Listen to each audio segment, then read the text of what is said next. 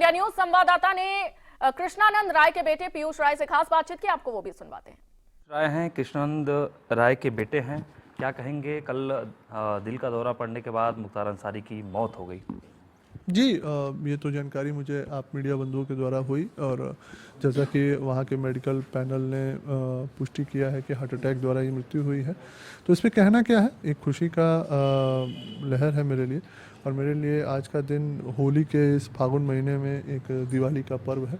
कल रात क्षेत्र में भी कई लोगों ने पटाखे और मिठाइयाँ बांटी क्योंकि एक आतताई का अंत हुआ है, तो उसकी खुशियाँ तो होंगी ही। हमें याद है कि वो दौर जब 2005 नवंबर महीने में लगातार पूर्वांचल में वो पहला अपराध था जिसमें पूरी गोलियों के तड़तड़ाहट से पूर्वांचल गूंज उठा था। उसके बाद सीबीआई जांच के लेकर भी आप लोगों ने मांग उठाया, लेकिन सीबीआई की जो टीम है वो जांच करती है और जो रिपोर्ट है वो मुख्तार अंसारी के पक्ष में जाता है। अब 2017 के बाद लगातार कार्रवाई हुई, 2 मामले ऐसे हैं जिसमें मुख्तार अंसारी को उम्र कैद की भी सज़ा सुनाई गई। तो उस दौर की सरकार की बात कर ले और इस दौर की सरकार की बात कर ले तो क्या करें? देखिए, उस दौर की सरकार की बात आप करेंगे तो उस समय समाजवादी पार्टी हो या बहुजन समाज पार्टी हो, इनके सरकारों द्वारा जो परिश्रय इस गुंडे को मिला जिससे इतना बड़ा माफिया हुआ, और उसी सरकार के ही परिश्रय पे उस समय हमारे पिताजी के जो केस में जो गवाह थे उनके परिवार को धमकाया गया, हड़काया गया। 1-2 लोग उसमें गवाही तोड़ बैठे, उनको डर लगा इस माफिया से, शायद सरकार के परिश्रय के चलते ही। लेकिन उस दौर के सरकार में और इस दौर के सरकार में यही अंतर है कि एक आज जो इस सरकार की जो साफ नीयत रही है इन अपराधियों के खिलाफ, अगर उन सरकारों द्वारा तुष्टिकरण की राजनीति ये सरकार करती तो अजय राय जो इस प्रदेश के कांग्रेस के अध्यक्ष हैं, उनके भाई में उसको आजीवन कारावास हुआ है।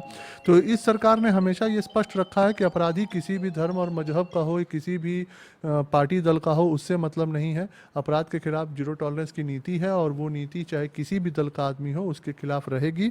और यहाँ पे तुष्टिकरण के बजाय संतुष्टिकरण की राजनीति है, जो हमारे आदरणीय प्रधानमंत्री जी का एक स्लोगन है कि हमारे देश में हम लोग तुष्टिकरण की नहीं संतुष्टिकरण की राजनीति लेके चल रहे हैं। तो आज उसी का नतीजा भगवान के दरबार से हम लोगों को देखने को मिल रहा है। एक यदि पॉलिटिकल रिएक्शन की बात करिए तो समाजवादी पार्टी ने ट्वीट करके दुख जाहिर किया है। उसके साथ अजय राय से हमने सबसे वो बात करना चाहा तो वो बात करने से मना कर दिया।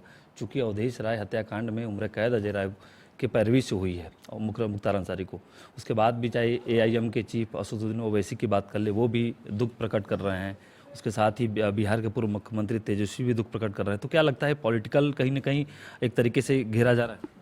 देखिए, मैं आपके माध्यम से एक जरूर निवेदन मैं अजय राय से करना चाहूँगा। भले ही वो कांग्रेस के प्रदेश अध्यक्ष हैं, आज वो विपक्ष में है और हमेशा से विपक्ष में रहे हैं। आदरणीय प्रधानमंत्री जी के खिलाफ वो यहाँ बनारस से प्रत्याशी भी हैं, लेकिन कहीं ना कहीं उन्हें जरूर ये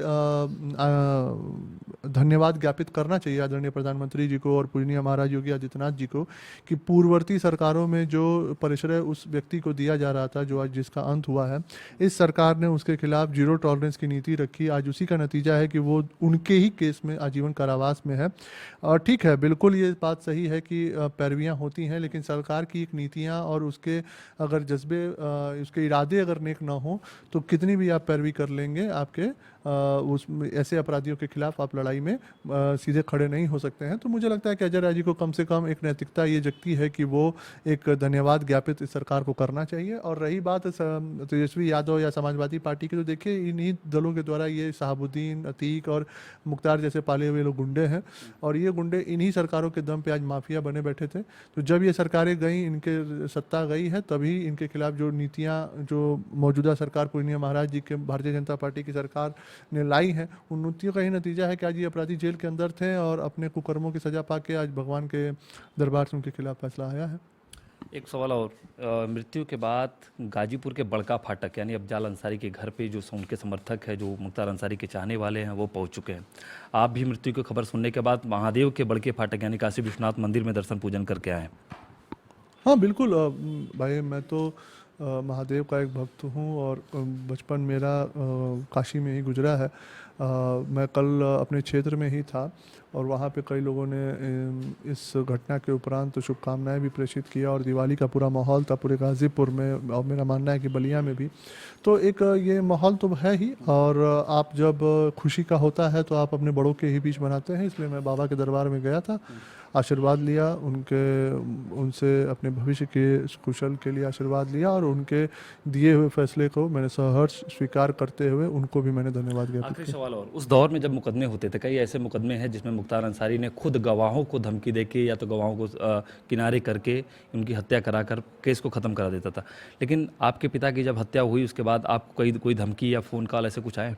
देखिए, आप एक चीज़ समझ लीजिए कि जब किसी परिवार पे कोई बहुत बड़ा पहाड़ टूटता है तो धमकियाँ फिर काम नहीं करती हैं। फिर एक तरीके से वो व्यक्ति हर चीज़ के लिए तैयार हो जाता है। जब वो अपना सर्वस्व खो चुका होता है तो वो हर चीज़ के लड़ने के लिए तैयार हो जाता है। जब मेरे पिताजी की ये घटना हुई थी तब मेरी उम्र 15-16 साल थी।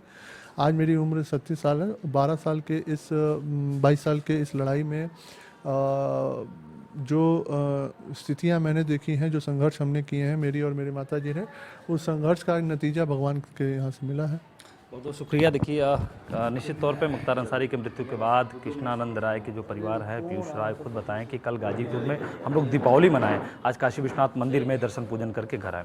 वीडियो जर्नलिस्ट दीपक के साथ आकाश यादव, इंडिया न्यूज़, वाराणसी। फिलहाल के लिए बस इतना ही। देखते रहिए इंडिया न्यूज उत्तर प्रदेश उत्तराखंड। नमस्कार।